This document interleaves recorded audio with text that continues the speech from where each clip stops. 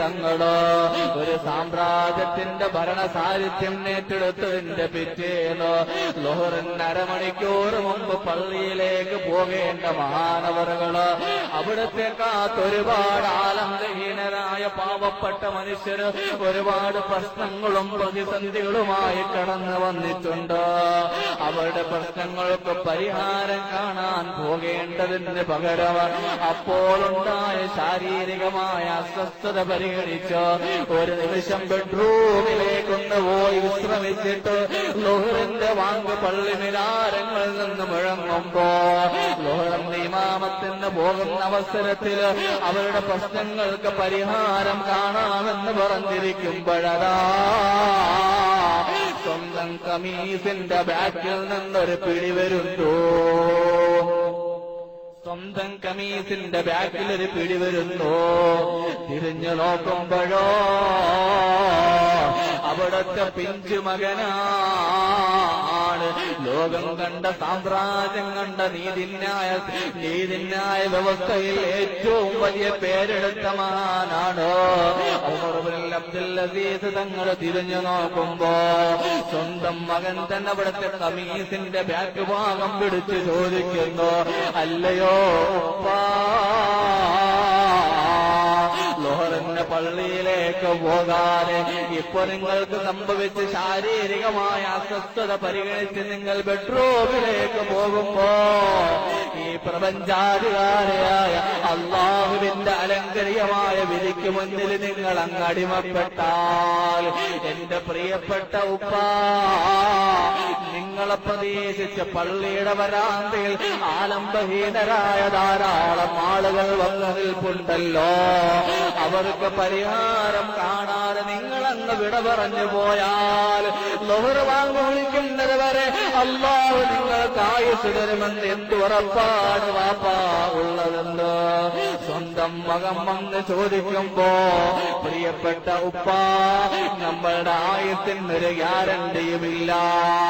ഈ സംസാരിക്കുന്ന വിനീതനായ വിദ്യാർത്ഥിയുടെ ഈ ശബ്ദം ഇവിടെ നിലച്ചേക്കാം.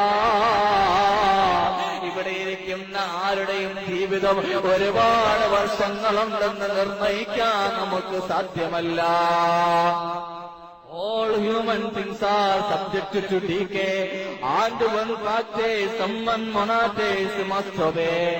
അധികാരത്തിന്റെ ഗിരിശൃംഗങ്ങളിൽ അപ്പോസ്തലതയുടെ ആൾരൂപമായി വിരാജിച്ചിരുന്ന ഈ ലോകത്തെ ഛത്രാധിപന്മാരായ രാജാക്കന്മാർക്ക് ഇവിടെ മരണമുണ്ടായിട്ടുണ്ട്.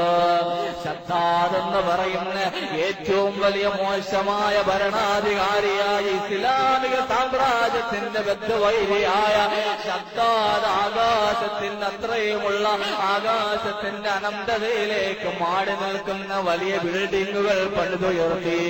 എന്റെ സ്വർഗം ഞാനിവിടെ സ്വന്തമായി പണിയുമെന്ന് തീർമാനം മുഴക്കിയ ശദ്ദാദ് അവൻ ആ ബിൽഡിംഗ് പണിതുയർത്തിയിട്ട് ഒരു നിമിഷമൊന്ന് താമസിക്കാൻ ഈ ലോകത്തിന്റെ അധികാരി സമയം കൊടുത്തില്ല. അവൻ പണിഞ്ഞ ബിൽഡിങ്ങോടുകൂടി ഭൂമിയുടെ അഗാധതയിലേക്ക് അങ്ങാണ്ടുപോയി. അത്രമാത്രം ആയുസ്സാണ് നമുക്കുള്ളത്. അമേരിക്കയുടെ മുൻ പ്രസിഡന്റ് ജോൺ എഫ് കെന്നഡി ഈ ചലഞ്ചുമായിടത്തോ ഞാൻ എന്റെ മരണത്തെ വെല്ലുവിളിക്കുന്നെന്ന് വളരെയധികം അഭിമാനത്തോടെ വെല്ലുവിളിച്ച് ആകാശത്തിലേക്ക് തന്റെ ബുള്ളറ്റ് പ്രൂഫ് പിടിച്ച് ഹെലികോപ്റ്ററിലൂടെ പറന്നുയർന്നപ്പോ അവന്റെ ശത്രുവിന്റെ തോക്കിന്റെ മുന്നിൽ നിന്നും നിർഗളിച്ച വെടിയുണ്ട കൊണ്ട് ഈ ലോകത്ത് നിന്നങ്ങ് വിട പറഞ്ഞു പോയില്ലേ. അതുകൊണ്ട് എല്ലാ കാലഘട്ടവും നമ്മൾ ഇവിടെ ജീവിച്ചിരിക്കുമെന്ന ബോധം നമുക്ക് വേണ്ട.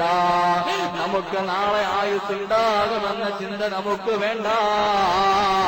മഹാന്മാരായ സ്വഹാബാക്കള് നമുക്ക് ഓർമ്മപ്പെടുത്തി തന്നില്ലേ, നീ ഇന്നായാൽ നാളെ പ്രതീക്ഷിക്കാൻ പാടില്ല, പ്രഭാതമായാൽ പ്രദോഷത്തെ പ്രതീക്ഷിക്കാൻ പാടില്ല, പ്രദോഷമായാലോ പ്രഭാതത്തെ നീ പ്രതീക്ഷിക്കാൻ പാടില്ല. എപ്പോഴാണ് നമ്മുടെ വിധി വരുന്നതെന്നറിയില്ല. അതുകൊണ്ട് ഉമർ ഇബ്നുൽ അബ്ദുൽ അസീസിന്റെ പുന്നാര മകൻ വന്ന് പറയുന്നു, അല്ലയോ വാപ്പാ,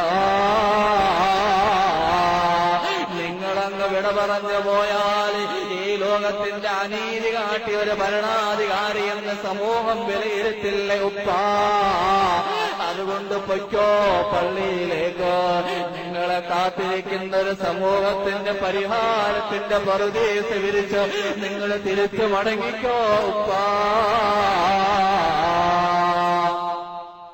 എന്ന് സ്വന്തം മകൻ, ചെറിയ മകൻ അബ്ദുൽ അസീസ് എന്ന് പറയുന്ന വലിയ ഭരണാധിപനോട് പറയുമ്പോ യാതൊരുവിധ വാക്കുഭേദങ്ങളില്ലാതെ അഹങ്കാരത്തിന്റെ ഗരിമയില്ലാതെ അവിടെ നിഷ്കളങ്കരോട് ദുആയിരക്കുന്നു.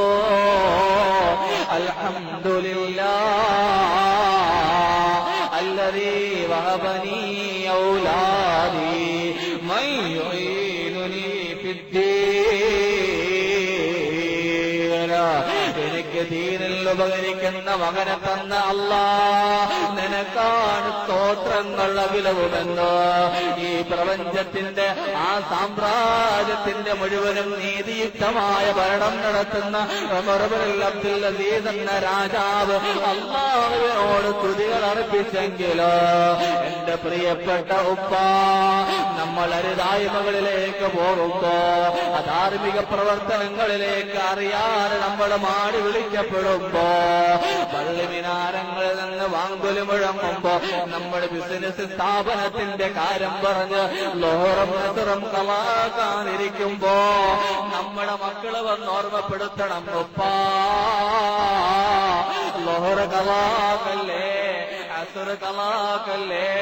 സുബഹിയിൽ നല്ല സുഖസുഷുപ്തിയിലായിരിക്കുമ്പോ അവിടെയും വന്ന് വിളിച്ചുണർത്തുന്ന മക്കളാകണം നമ്മുടെ മക്കള്. അല്ലാഹുവേ, നമ്മുടെ മക്കളെ മുഴുവനും സ്വലീങ്ങളാക്കണം അല്ലാഹ്.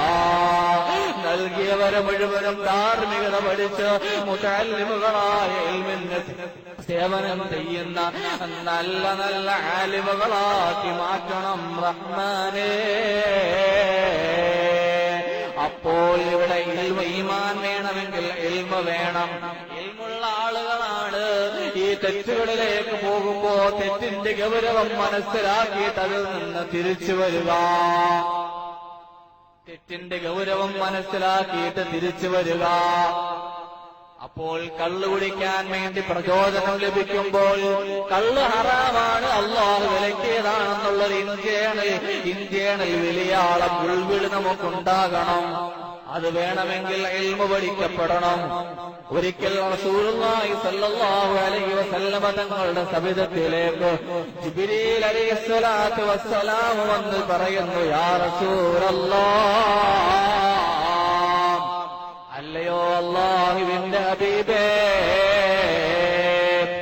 ഇന്നാലിന്ന സ്ഥലത്ത് മദീനയുടെയും മക്കയുടെയും ഇടയിലുള്ള ഒരു മലയടിവാരത്തിൽ നിങ്ങളെ ഒരു സഖാവ്, നിങ്ങളുടെ ഒരു സഹാബി രാത്രിയുടെ യാമങ്ങളിൽ എല്ലാരും കുറ്റാക്കൂരിരുട്ടിൽ കിടന്നിറങ്ങുമ്പോ മലയുടെ മുകളിലേക്ക് ഇറങ്ങി വന്നിട്ട് അല്ലാഹുവിനോട് പൊറുക്കലിനെ ചോദിക്കുന്നുണ്ട് റസൂലേ. അതുകൊണ്ടാ മനുഷ്യനെ അടുത്തേക്ക് വിളിച്ച് അല്ലാഹു പുറത്തു കൊടുത്തിട്ടുണ്ട് എന്ന സാന്ത്വന വർത്തമാനം അങ്ങൊന്ന് പറയണം.